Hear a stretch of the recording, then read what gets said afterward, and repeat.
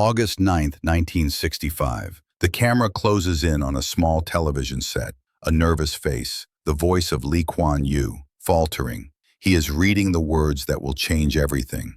On that day, the tiny island of Singapore, his territory, is expelled from Malaysia. The Federation dissolves this experiment of union. The capital in Kuala Lumpur fears Singapore, fears its Chinese-majority island, fears a port that might shine brighter than its own. Out of convenience, Malaysia severs the bond. Singapore is finished. Half its water comes from across the causeway. 90% of its food passes that border. With that cut, a nation without farmland, oil, minerals, or industry plunges into existential crisis. The streets are crowded, the rooftops slum huts, the toilets shared, the future uncertain. Families cook over charcoal, queue at filthy standpipes. More than half the population cannot read. Ethnic riots rage between Malays and Chinese. This is the country Lee must lead. The moment feels unbearable. The island is alone. For 6 weeks after his televised announcement, Lee disappears. The world watches an uncertain young state. He writes to the Harold Wilson in Britain,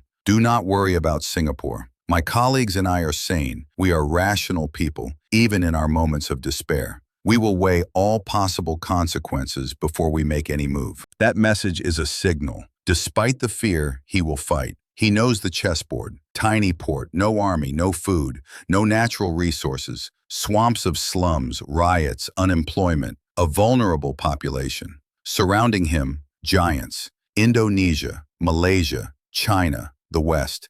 The seas teem with powers. Singapore is exposed. In the months that follow, Lee pursues recognition for Singapore. Diplomacy becomes priority. January, February, he sends envoys, negotiates membership in the United Nations, signs treaties, shakes hands. Within a month of independence, Singapore wins admission, an extraordinary feat for a country barely on the map. Inside, the danger is not just external. It is the fracture of society. Chinese, Malays, Indians, they live side by side, but they clash. Lee declares boldly that all races are equal, yet the state will set the boundaries. He declares 4 official languages: Chinese, Malay, Tamil, English. Every child must learn their mother tongue, but must also learn English, the common tongue. Religion, too, will be strictly regulated. This is the first revelation. It is not only infrastructure that Singapore lacks, it lacks unity. Lee treats race as a national emergency. He declares meritocracy. He enforces housing quotas so no one ethnic group dominates particular blocks. He forbids racially exclusive schools. This is the new battleground, the social fabric. Education becomes weaponized. Lee looks at Singapore's illiteracy, its low skills, its wasted youth. The nation that had no resources will now build human resources. He reorients the system. Teachers are trained. Schools are built. Technical education becomes prized. Curriculum shifts to engineering, science, mathematics. The island will not wait for its neighbors to catch up. Simultaneously, the bureaucracy is tightened.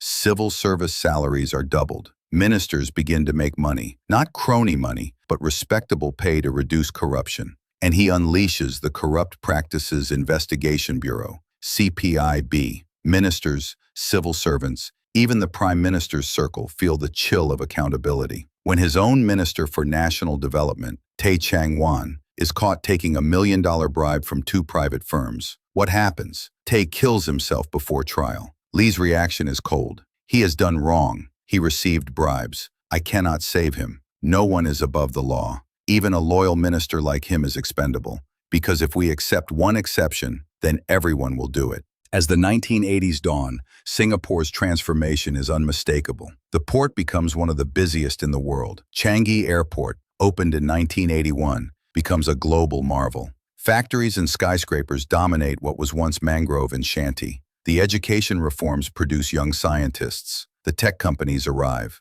Singapore becomes not just rich, it becomes a hub.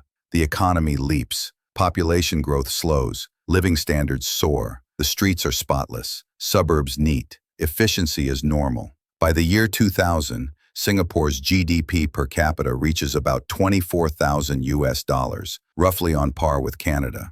By the 2010s, it reaches far higher. Meanwhile, Lee strolls through the garden city he created, the trees he planted, the canals he cleaned, the greenery he forced into the concrete. Time has made him frail. He's older, slower, but the vision remains sharp. This is the seventh revelation. From ashes of exile, from void of resources, rose a powerhouse forged by minds, machines, and discipline.